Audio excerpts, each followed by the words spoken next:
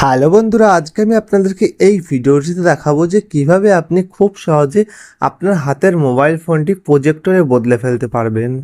তো যেমন আপনি পর্দায় যে কোনো সিনেমা দেখায় সেইভাবে কিন্তু আপনার হাতের মোবাইল ফোনটি দিয়ে ফ্ল্যাশ লাইটের মাধ্যমে কিন্তু আপনি যে কোনো পর্দা বা দেয়ালে কিন্তু যে কোনো সিনেমা দেখতে পারবেন খুব সহজে।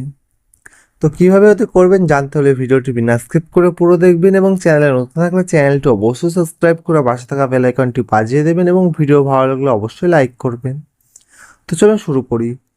তো সর্বপ্রথম আপনার মোবাইলে কিন্তু প্লে স্টোরে আসতে হবে।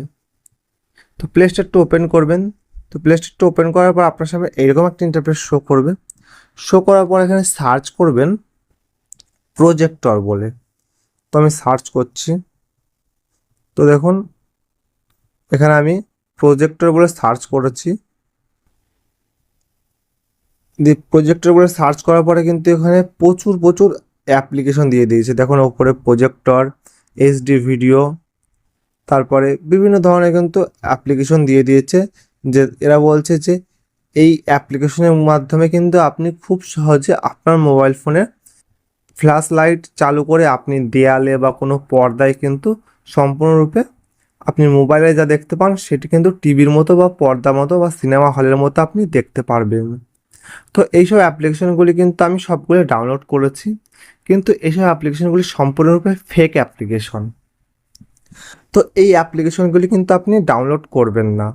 তো কোন অ্যাপ্লিকেশন আসল অ্যাপ্লিকেশন যার মাধ্যমে আপনি এগুলো করতে পারবেন, একদম প্রজেক্টর হয়ে যাবে আপনার মোবাইল ফোন। তো এরকম এখনও পর্যন্ত কোনো রকম অ্যাপ্লিকেশন তৈরি হয়নি যে যার মাধ্যমে কিন্তু আপনি আপনার ফোনের মাধ্যমে কিন্তু প্রজেক্টর তৈরি করতে পারবেন বা আপনার ফোনে ফ্ল্যাশ লাইট জ্বালিয়ে যে কোনো সিনেমা আপনি সিনেমার পর্দার মতো দেখতে পারবেন।